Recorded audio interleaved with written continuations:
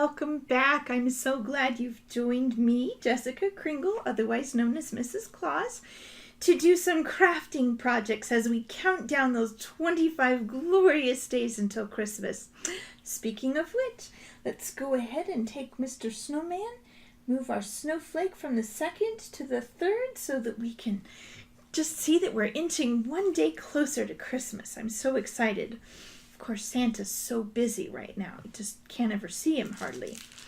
So, as I promised you yesterday when we were making our pom-poms, and I showed you these nifty little pom-pom makers that I made out of Melty beads, today that's what we're going to play with, is Melty beads. So, these come in different brands, of course, and you can find them in the craft stores. Once again, am working with a kit that I found that came with everything I needed to complete the project. And now what's really interesting is that for these, you can't use an oven or a stove because it'll ruin the piece that you use on here. But you have to use an iron. And I know that not everybody has an iron these days because clothing is so wash and wear. And there is a company in England that makes these same little perler beads. They're little teeny weeny beads, and you actually hook them together to make what you want to make. And then you don't have to use any kind of heat or iron them or anything. Now these come in a variety of shapes and sizes. This one just happens to be the correct form for the snowflake that we're going to make. Now, going to put these together. Now this has a bunch of little stumps sticking up on it. And what you do is you place the beads one by one onto those little posts that are sticking up in the design that you want to make. So I'm going to put together, using the pattern that came with the kit, this together. I will show you also some of the ones. I made a bell. Just playing around. These come in all different colors. Here I made an ornament, and I made sure that I left one of the holes and didn't melt it too closely so that I could get a string or wire through it to hang it on something. Now something else I did with this one is, and I'll show you closer in just a moment, but I really ironed this side really well so that they were all completely melted.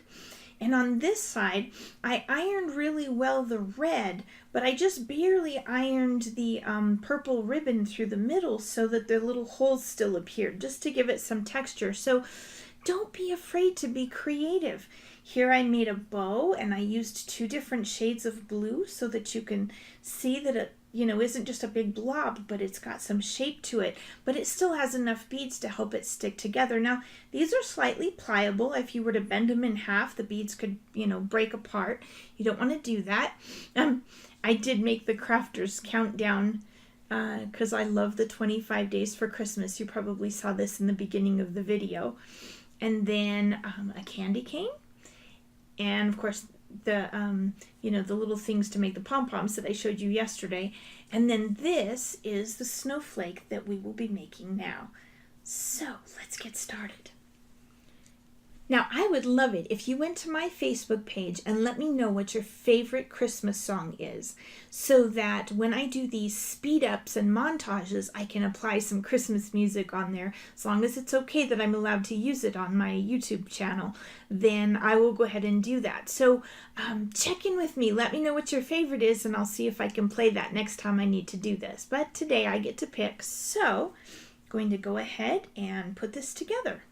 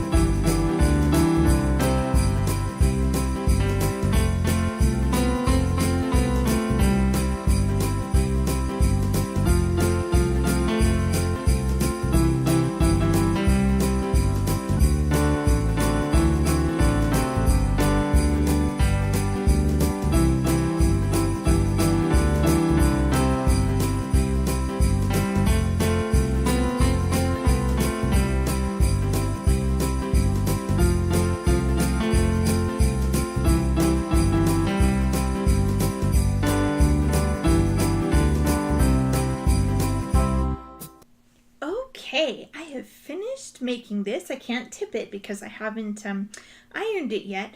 Now, if you find this frustrating, maybe you've got longer fingernails or chubby fingers, or you just don't have the patience or ability to, pinch things, they do sell little tools, or maybe you could try a pair of tweezers and place these on here. So there are alternatives to doing what you just watched me do if you don't find this, easy or enjoyable, of course. Now, I would absolutely love it because there are so many unique ways to make snowflakes. I love snowflakes. It's one of my favorite things. It's why I have so many snowmen, because I just love the snow. And so if you do some of these, if you do decide to try this project, I would love it if you shared your photos with me on my Facebook page so we can see all the different kinds of snowflakes that you've come up with. That'll be wonderful. Okay, so the next thing you do is take this special little paper that comes with it. It's special for ironing, and you place it on top of there. Now remember, if you're a little person, you need to ask your parental figure to go ahead and help you with this, because irons are very hot and can be very dangerous if you're not careful with them. You want to make sure that the steam is off, and I've been heating this up while I did that. And then you're just going to, don't press down really hard, but you want to give it just a little bit of pressure so that these beads melt together. And I can see that they're melting, and I can kind of feel it going down underneath my hand here in the iron. Now you don't want to iron them too much, and you want to make sure that you hold your iron very straight. The other day I was working with a square one of these to make some of these other projects. I tipped my iron and I melted the little plastic posts on the holder. So the other thing you want to make sure you do is wait, be patient to touch this because it's very hot.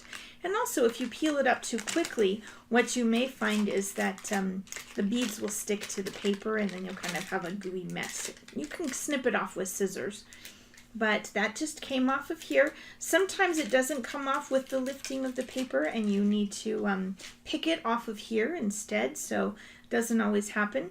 So what I like to do, these are very melted on one side, and on the other side you can see that you can pretty much see the straight beads and all the little holes and stuff.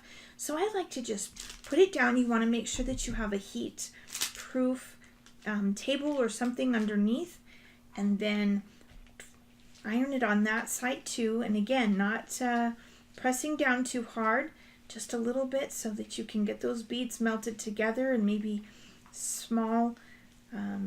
make smaller some of those holes that you've got in the beads. Right, and then we'll let this cool, and then when it's cool you can peel it from the paper, and there you go. And you can see that even though I used the exact same pattern, since I used a different color blue, they're just slightly different. Well, I hope that you had fun crafting with me today. I know that I've thoroughly enjoyed it, and it's so nice of you to join me. I'm very happy that you have. Tomorrow we're going to do another project, so I hope that you will join me and help me continue to count down those days until Christmas. Thank you very much. Bye-bye.